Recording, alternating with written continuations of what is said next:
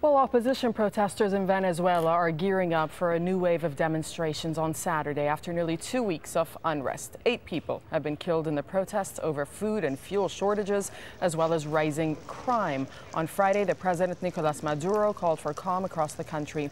He's blamed foreign interference for fueling the unrest and has challenged the U.S. to take part in high-level talks. Daniel Schweimler is joining us live from Caracas to give us an update on the demonstrations. Daniel, going on there?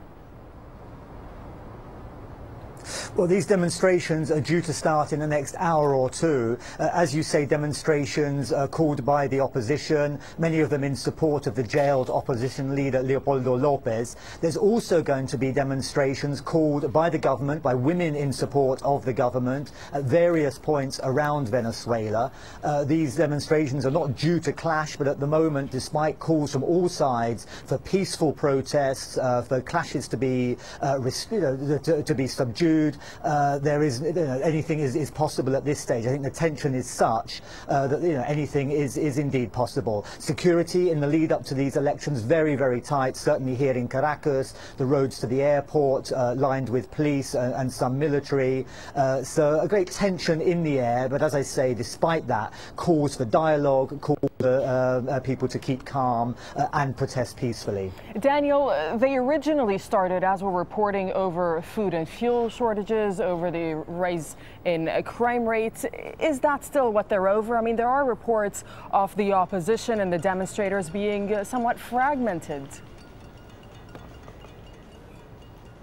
I think that's certainly the case. I mean, the fragmentation in the opposition movement, I think something to do with the approach to the government, the anti-government protests. Leopoldo López's supporters tend to be a little bit more vociferous, perhaps a little more violent. Enrique Capriles is calling for a much calmer, more moderate stance for dialogue with the government. So some divisions and the kind of approach to negotiations with the government. There have been still also talks or reports of food shortages, isolated incidents of violence around the country, somebody in the government talking about restricting the delivery of petrol, for instance, to some opposition areas.